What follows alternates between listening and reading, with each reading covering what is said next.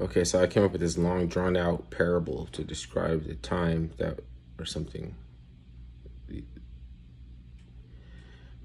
There was this taqueria, right? I went into this taqueria and I walk up to the counter, and then the lady, she's like a hardworking, she's probably doing like a little bit of every different chore and job of the restaurant, right?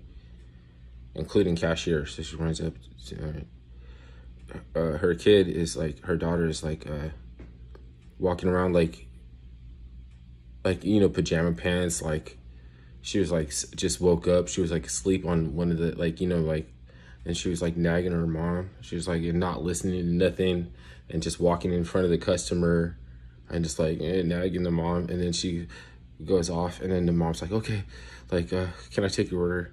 And then some dude steps in front, like cuts in line, but they're probably important. So anyways, it's kind of like weird, right? Because she didn't say like, oh, wait a minute, this guy's first. It wasn't like that. It was more like those people knew, or they have like some pull, you know what I mean? Like they're important people, right? But they cut in front of me, right? She takes her order and everything. And, like I don't know, you could say that it made it seem like they were like being, what's it called? Ethnocentric or something like this. Like, you know what I mean? But, fucking, if that was the case, which it probably isn't, because they're probably just oblivious, but, if it was the case, when is somebody going to be the ally of the person, like the business person, because everything is working against her? Like the daughter, the other customers, like she has to be like appease and nice them and everything, like but nobody's being her friend as a restaurateur, entrepreneur, or whatever, providing upward mobile to the community. She's got employees and she's got customers. She doesn't have any friends.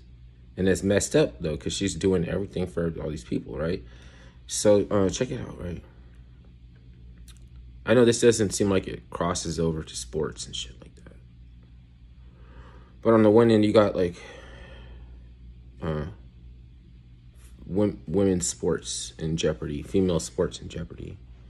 And you might think it's, like, based and everything to say, like, like with the Grinder, what's her name? Lindsey Grinder, the one that got traded for some kind of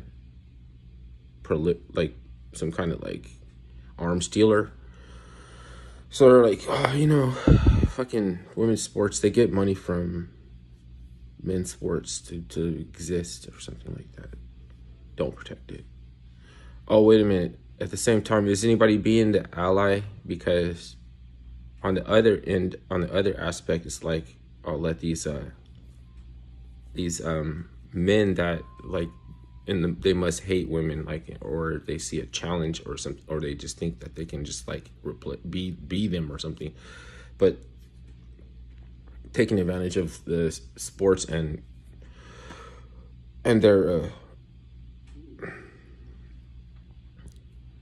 like some of them have gotten injured, okay, playing around with like men and like transgender, right? So like, yeah, protect sports. Yeah, protect their sports. Oh, we don't, you know what I'm saying? Or don't protect their sports. See where I'm going?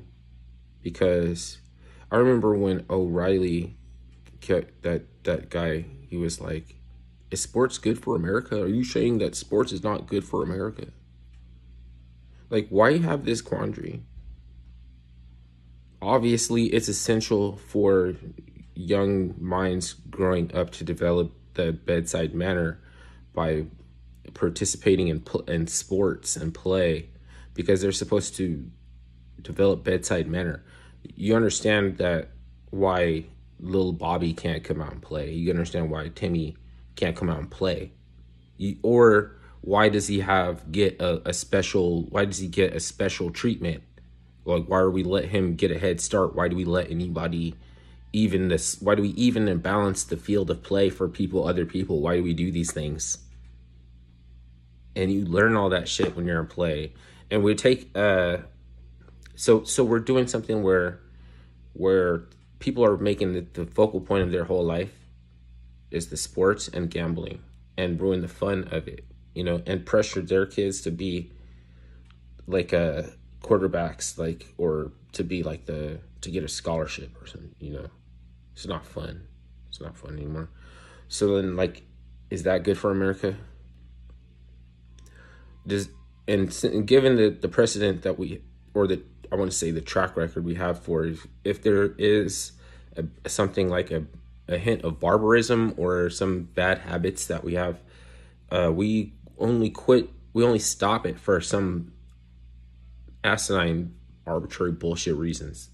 We don't quit. And so when we do stop doing these things, it's never because we cared about the environment or because we didn't want to expose minors to tailgate parties, or because we want to stop doing something like pollution or from fireworks or something, like, all these little things. Like, there's going to be a time when it's going to be like, oh, we got to outright come smash down, ban, outlaw, and it'll be because of something that was like sponsored, and something that is like being fomented, or it's being retroactively like woven into to try to get it to permeate society or something like this.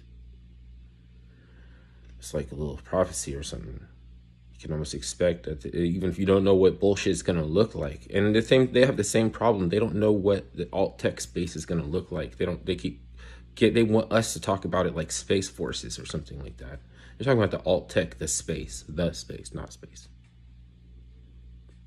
They when these governments talk about AI, they're not talking about AI. They're talking about the platform for the DAG, the directed acyclic graph, root C text hash ID, and the off-chain data sharding, and generating its ability to be a seal, a unique UPC symbol generated for authentication, like a new blue check mark. And because it can authenticate original data query, and you can potentiate the data to make it more exotic and generate more exotic data query fields, and you can populate them. Because you have to be able to authenticate sometimes that your data query, or that new information originated from your original data query, or that nobody has seen the data to contaminate. But see, this encryption thing is a trip, because there's all kinds of little micro ecosystems and games and fun shit, like contextuality, like Terrence McKenna is talking about, like how things would be like develop more contextuality and everything, because there's going to be like over layers of like creating rarity and creating creating nostalgia and rarity. And there's going to be like a way for you to generate a UPC symbol that nobody else can copy, and then they know that they're talking to you. Or you can leave a message to thousands of millions of people, and they know that it's you. So this is for social media, and that's the part about the seal. And the cyber technology applies to the quantum tangle technology. It's not an AI.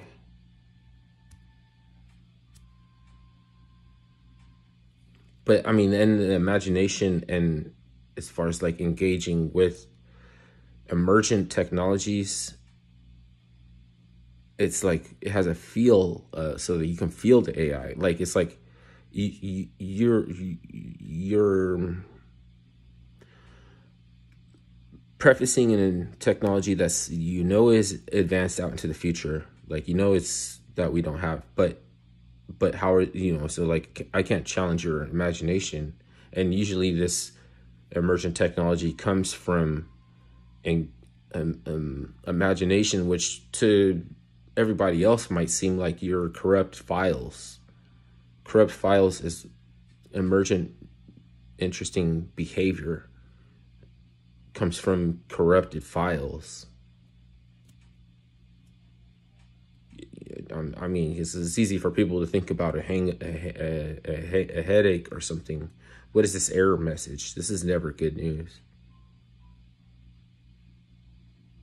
But it can be for various reasons. It's just alt text sphere. Nobody knows what it's going to look like. So they talk about it like fucking space, like outer space. And then they put a vague, overarching legislature type person that doesn't know as much as you probably do. And it's a crucial that whoever they put that heads up this Space Force is knows like a little bit less than you do. Like that's part by design. They're going to be opulent on purpose. They're going to resist any kind of insight into what it is that they're really developing on, and allow time for Emperor Palpatine, or I mean, you know, Bill Gates to unfurl his fully functional infrastructure of the metaverse that Microsoft already was. They put people out there like Zuckerberg. He's just bait to get people to dox themselves on inferior technologically, you know what I mean? It's a technocratic caste system. They need people to realize the value of what they have and want to keep it. And a lot of that has to do with your privacy, security, anonymity, and ability to communicate through the unique UPC hash root seed text ID that is a directed acyclic graph. Scramble it and then okay, so that technology is more rudimentary, but it's also advanced in front of the AI. It's also advanced in front of quantum processing ability to crack the seal. And you know that all these other nations are going to be one to crack the seal, and yada, yada, space forces and whatever. And the post office is competing with FedEx, and, you know, they have a government pension. They used to be a part of the military and the Navy, the post office. Okay, so fucking now they're going to be like, the post office is working on a pension to compete with commerce, to compete with you